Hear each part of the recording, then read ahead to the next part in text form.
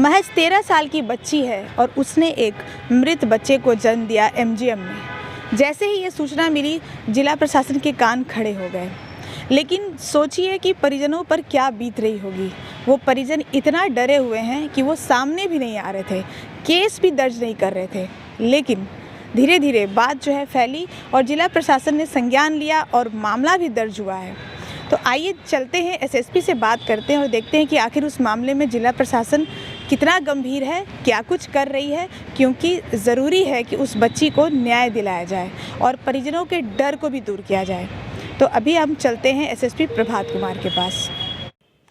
13 साल की बच्ची ने एक मरे हुए बच्चे को जन्म दिया है एमजीएम अस्पताल में, और उस मैटर पे बात करने के लिए हमारे साथ एसएसपी प्रभात कुमार है। उनसे हम जानते हैं कि पुलिस इसमें क्या कुछ कर रही है, चूँकि पॉक्सो एक्ट का मामला, इसमें काफ़ी सावधानी भी बरतनी है। सर, वो क्या है वो मामला, और उसमें कुछ पता चला है कि किसने ऐसा किया है जिस वजह से बच्ची के साथ ऐसा हुआ है, और पुलिस क्या कुछ कर रही है? कल एमजीएम में एक बच्ची की भर्ती होने, पेट दर्द की शिकायत के बाद भर्ती होने की सूचना मिली थी। उसके बाद जब पुलिस को सूचना मिली तो पुलिस इसमें अग्रतर जांच पड़ताल की तो पता चला कि वो बच्ची वहाँ पेट दर्द की शिकायत पे गई थी और उसके साथ कुछ गलत हुआ है। तो उनके पिताजी के बयान पे साक्षी थाना में प्राथमिकी दर्ज कर ली गई है।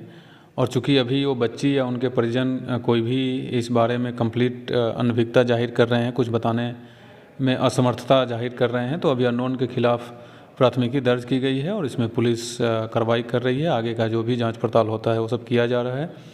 जो भी इसमें चीज़ें सामने आएगी उस पर अग्रतर कार्रवाई किया जाएगा। सर, जब हम लोग को इस बात की सूचना मिली तो किसी के माध्यम से जब पेरेंट्स को संपर्क किया गया तो वो लोग काफ़ी डरे हुए थे, और जैसा कि इस तरह की मैटर है तो वो सामाजिक तौर पे भी चाह रहे थे कि ये बात हाईलाइट ना हो। लेकिन जब धीरे धीरे बातें सामने आ रही कि कुछ गलत हुआ है, तो आप एक पुलिस ऑफिसर होने के नाते क्या कहना चाहेंगे उस परिवार को कि इस बात को वो लोग ना छुपाए और जो आरोपी है उसकी पकड़ पुलिस करेगी? किस तरह से आप उनको आश्वस्त करेंगे, क्योंकि बहुत सारी बातें वो शायद नहीं बता पा रहे हैं जो कि वो जानते भी हों? तो जी, जानकारी के बाद जब पुलिस गई तो ये बात आपने सही बोला कि वो पुलिस को भी कुछ बताने से इनकार कर रहे थे और इस बात से कंप्लीट इस चीज़ को इग्नोर कर रहे थे कि ऐसा कुछ हुआ ही नहीं है।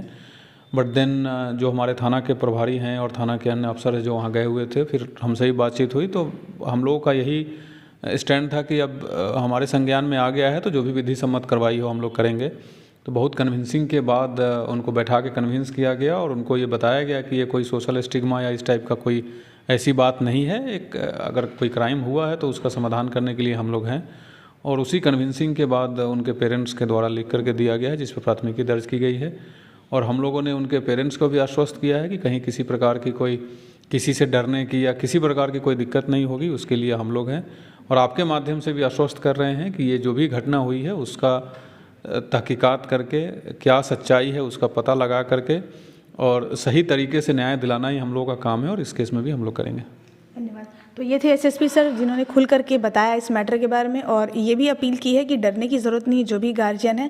और हम भी शार भारत की तरफ से ये अपील करना चाहेंगे कि वैसे तमाम गार्जियन जो इस तरह की घटनाओं से रूबरू हो रहे हैं वो डरे नहीं। जमशेदपुर पुलिस जो है इस मामले को काफ़ी गंभीरता से ले रही है, वो जाँच करेगी और जो भी आरोपी है उसमें वो जेल की सलाखों के भीतर जाएगा, ऐसा एसएसपी ने भरोसा दिलाया है। और मीडिया भी है वो पॉक्सो एक्ट को ध्यान में रखते हुए किसी भी प्रकार का नाम या पता या पेरेंट्स के बारे में कोई भी जानकारी देने से बचता है, क्योंकि हम सभी पॉक्सो एक्ट के बारे में हम सभी अवेयर हैं। और इसलिए ये एक अपील है कि वो घबराए नहीं और इस तरह की घटनाओं को छुपाए नहीं, क्योंकि जो इसमें दोषी है उसका भी जेल जाना जरूरी है। सहयोगी बबलू के साथ अन्य अमृता, शार भारत के लिए।